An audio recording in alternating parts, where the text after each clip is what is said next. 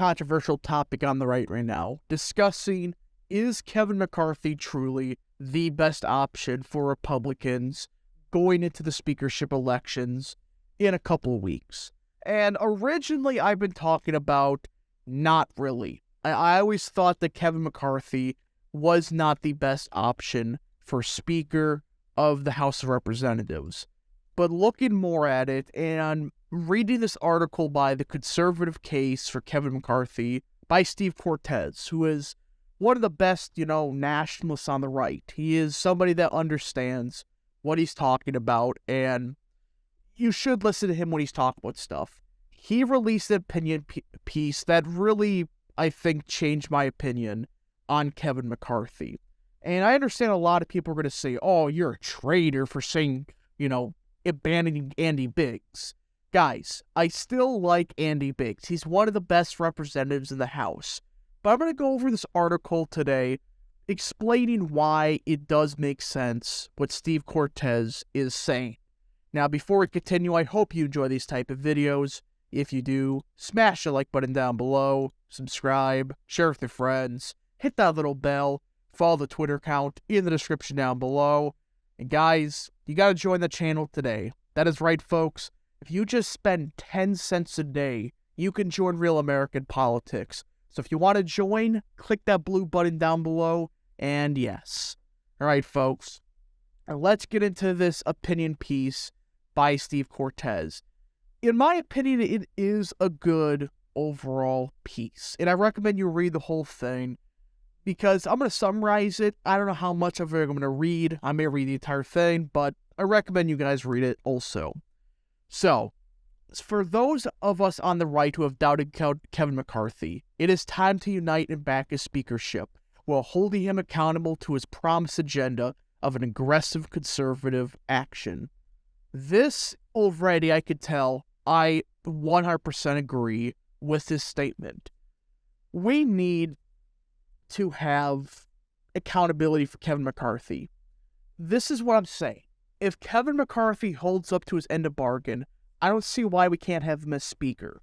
But if he doesn't, this is what I'm saying, immediately pull him. If he dare, defy one of his promises that he promised to do, investigations, whatever, then pull him. But if Kevin McCarthy promises and does the things he's promising to do it, Kevin McCarthy deserves a chance to be speaker. Now, a lot of people are going to say, oh, but 2022, he costed us the House. Well, for one, we did get the House, but people say, and including myself, I did say a little bit Kevin McCarthy did cost us a couple House seats. And looking back at it, that's not the best way to say it. Kevin McCarthy, while he did not have a good, national message, he still supported the candidates across the board. Ones that even he did not support, he did help. It was people like Tom Emmer who screwed, congressional candidates like Sam Peters from funding. But Kevin McCarthy did support basically every Republican in a competitive seat. Now, there are some caveats to that. Like, he got involved in the Mississippi primary, Mississippi 3rd, because an incumbent was about to lose. But outside of that, he did, in fact, support and step up for these candidates. And I do gotta say, he did help candidates. I mean, in the 2 cycles that Kevin McCarthy was in control, Republicans added 14 and 9 House seats respectively. So we've gained 23 House seats under Kevin McCarthy's leadership, which isn't the best, but considering the fact that Paul Ryan did so much damage to the Republican Party, I think it's a good step up. And he did help a lot of these candidates with fundraising. He did recruit candidates. There's some people that originally I was against turned out to be the correct option in hindsight. And he did help our candidates across the board. And this is another big piece. McCarthy has moved to the right. And I understand that a lot of people are going to say, oh, well, he's just grifting. He's only doing this for himself. Yeah, but I would rather have somebody forcefully move to the right and actually do what he promises to do than somebody that may not even do it. So, before the midterms, he laid out an aggressive agenda that fully aligns with the populist and nationalist wings of our movement. For starters, he went to the U.S. border, which I give him credit for. A lot of Republicans have done it, and so has he. He also announced hearings. He has announced hearings to this. He will also, focus on ending the border fiasco. This is stuff that he has promised to do, which I do like. I like the fact that he's hopefully stays to his word and we get investigations for what's happening at the border, what's happening with the FBI, and all that stuff. He also pledged to use every leverage point possible to confront Biden on the border crisis, which again, I said that a bit earlier, but you get the point. He is promising to stand his ground on stuff like immigration. And he also promised to remove people like Adam Schiff from Democrat speakerships, or I should say the committee chairs, which I'll take. Especially if you get Taylor Greene in some of those committees. Yeah, Taylor Greene is kind of iffy on some things, but even then, I would rather have Taylor Greene than Adam Schiff, obviously. I mean, that's a no-brainer.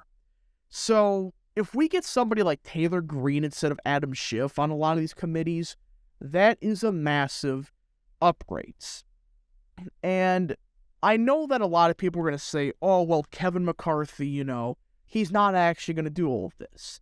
But this is my first point that, Steve Cortez did make earlier. If McCarthy doesn't stay to his word, we can just throw him out. Just do what we did to John Boehner in 2014.